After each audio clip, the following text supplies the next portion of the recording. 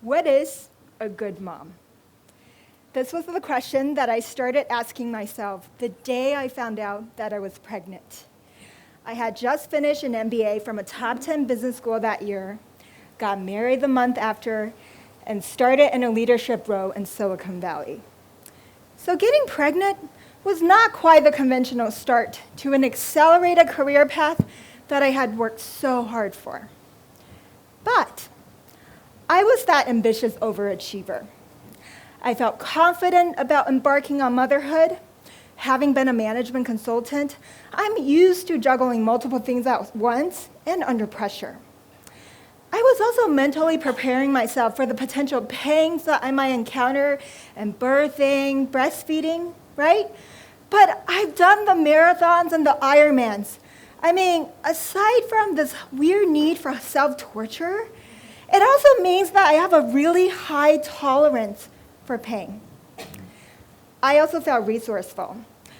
This day and age, we've got tons of baby books on the market, and thank God for the internet, right? I can always look up anything I didn't know. So let me just pause here and cringe for a minute.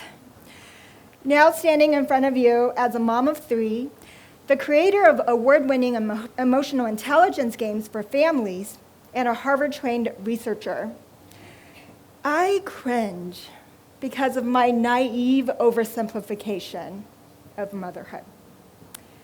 So you know this is not going to turn out as I thought. So I did not realize that the minute you become a parent, as the minute that you get strapped onto this emotional roller coaster that you just can't seem to get off of, my confidence quickly dwindled into doubts and overwhelm. Doubtful if I'll ever be able to push out this 9-pound baby when I'm already on the 40th hour of my labor.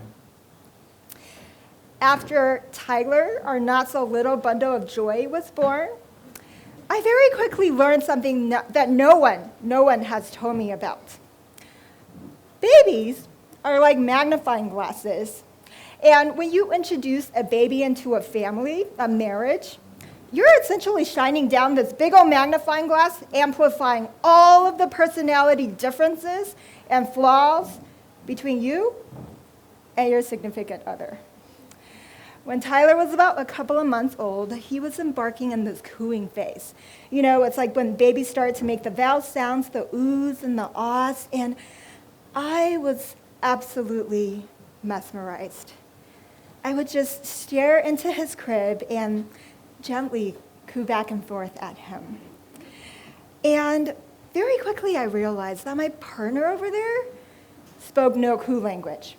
In fact, he did no cooing whatsoever. And so you have to remember, by trade, I'm an executive coach. So I'm like, okay, this is going to take some time for behavioral change, right? So I'm going to drop some hints, sprinkle some hints, ask some rhetorical questions, and do some nice role modeling.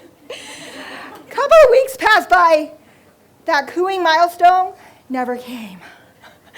And feeling so peeved and frustrated, I finally screamed at him, going, "What's wrong with you? Can't you talk to the baby?" And it was at that moment I had this out-of-body experience where my old self was watching over this new self that was becoming. And I just remember thinking, holy shit, I just screamed at a grown-ass man for not cooing at this baby that doesn't even know how to talk. I mean, like, what is wrong with me? Is this normal?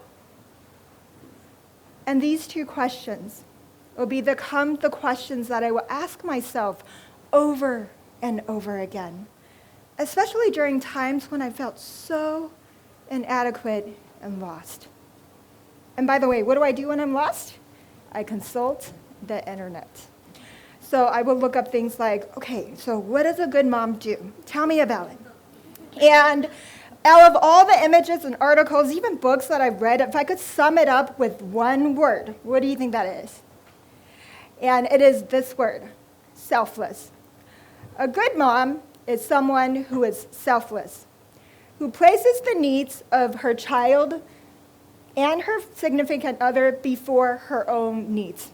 right? And it's no wonder that mother is spelled ma, and what's the other word? Other, right? And you know what else is really interesting? It's not quite explicitly stated, but I certainly got it as a takeaway. A good mom, a selfless mom, is someone who loves her child, who loves being a mom. She is kind, patient, and caring, right? Except my emotions are just a little bit more complicated than that. In fact, I kind of have a confession to make. I sometimes don't really like my children because they kind of make me feel embarrassed, peeved, sad, annoyed, and just downright defeated.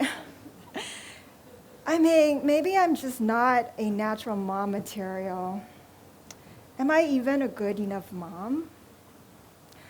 And so this will become my source of insecurity, and I will ask that question and am measuring against what is the selfless mom, right? And in striving to be the selfless mom, remember the optimism I had? Quickly faded.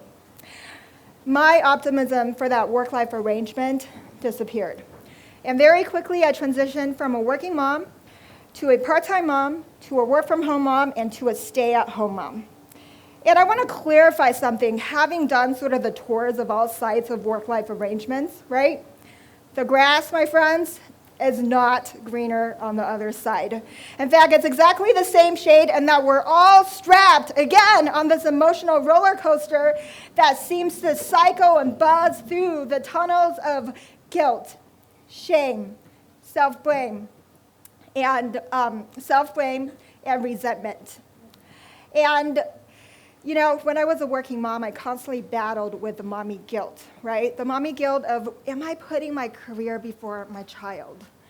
But yet, I felt this huge sense of obligation that I needed to show the world, right? To pave the way for women that we can rock it at work and we can rock it at home.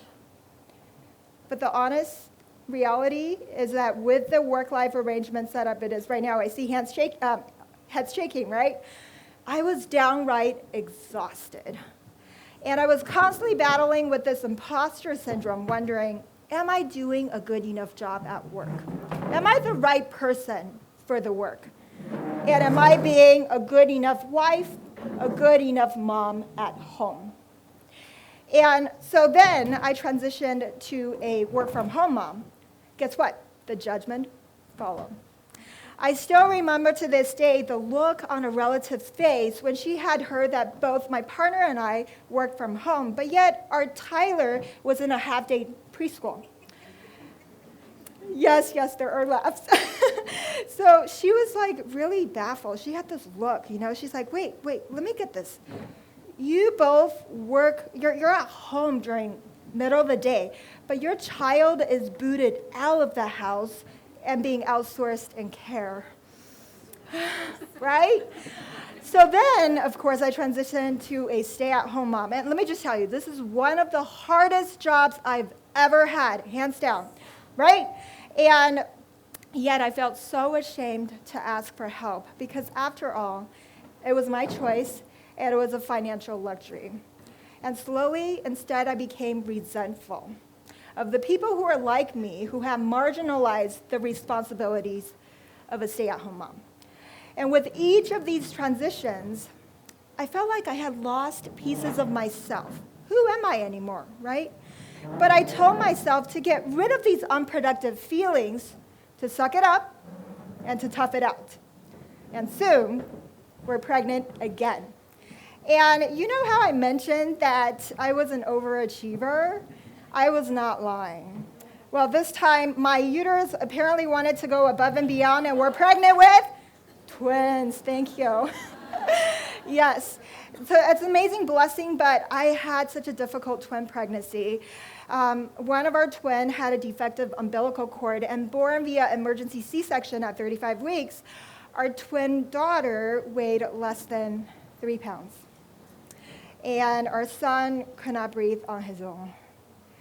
So you can imagine raising preemies, going through rounds of doctor's appointments, and collectively having 3 under 3, all in diapers, was insane.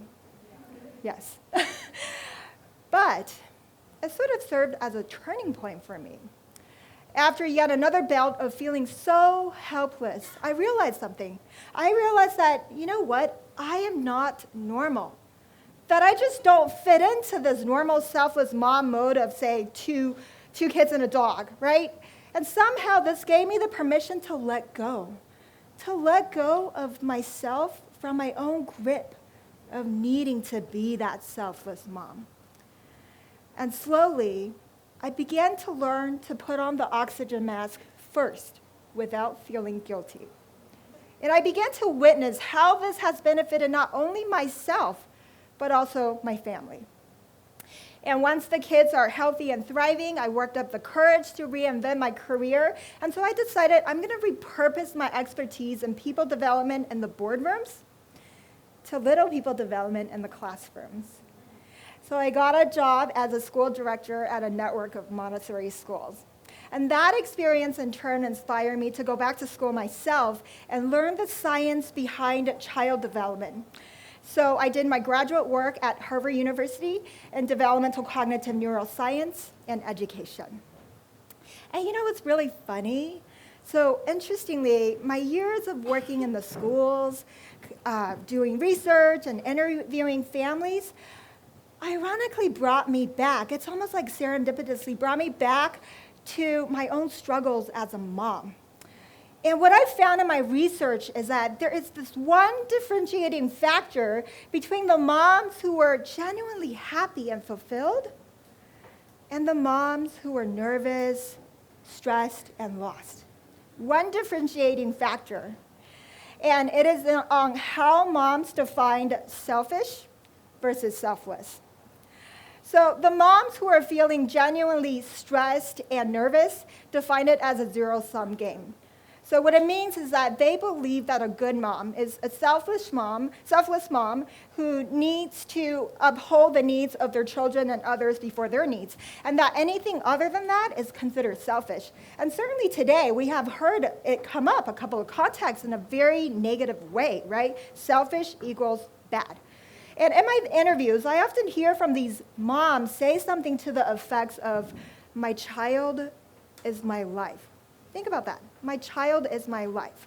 And while this is something that we as a society admire, value, and celebrate, what I found is that it quickly becomes a slippery slope when these selfless mama bears begin to increasingly judge their sense of self-worth by the yardsticks of their children's happiness and success. And research in psychological and biological sciences have found that we human beings feel much happier and healthier when we have a strong sense of control over our own lives. So let me ask you, what happens then if day after day these selfless mama bears continue to give away their sense of self-control, their needs, and their purpose, right? So 2 things tend to emerge, 2 themes. The first one I've found is that moms will begin to feel increasingly trapped and helpless by this need to please. Yet they suffer in bitter silence, and you know what the irony is? They feel guilty for feeling this way in the first place. Now the second theme is what we see a lot in today's modern day parenting. Parents, myself included, are at fault at this. We overcompensate by gaining more control over our children's daily activities, their lives. And honestly, it sure beats getting strapped onto that emotional roller coaster, right? So we become the drivers of that helicopter that hovers over our children's daily activities, right? Or the lawnmowers that proactively paves the obstacles, disappointments, failures, and risks that our children might be confronted with. And this is what I call the selfish, selfless syndrome. And to be fair, it's not only moms, it's really mom and dads, parents in general, right? And so in my parent workshops, I often ask parents to think of a simple household task or a schoolwork that you're currently doing for your child. And I ask, who are you doing this for? Are you perhaps folding your son's laundry, tidying up your daughter's room so you can feel better by having a Marie Kondoed house? Or, are you doing that science fair project so that you can look better at school? Or are you doing this so that your child can truly become independent, compassionate, and confident adult one day? Right? Now, on the other hand, the moms in my interviews who appear genuinely happy and fulfilled seem to have found a way to fill up their own cups without pouring out from others. They're not afraid of setting boundaries and expectations for themselves and for others, and they're keenly aware of their strength and weakness. And you know what? Instead of dwelling on what they cannot do and feeling ashamed about it, these moms are not afraid to be seen as the imperfect moms. They're not afraid to ask for help. And something that I've found quite liberating to me is that these moms have learned that just because you can do something for your child, your loved ones, doesn't necessarily mean that you should. Instead, they have learned to back off, step aside, to let go, and to empower and trust others with the responsibilities, even if it's not done perfectly, or the outcome, the pace that is not how they would have liked. These are the moms that have inspired me to rewrite the script to motherhood. Instead of asking, am I a good enough mom? The more important question we should be asking is, what does my child need? And what do I need? And interestingly, in my research, I found that we actually need the same things, which are love, acceptance, and respect for exactly who we are at this moment, right now, today, instead of the people that we need to become. Thank you.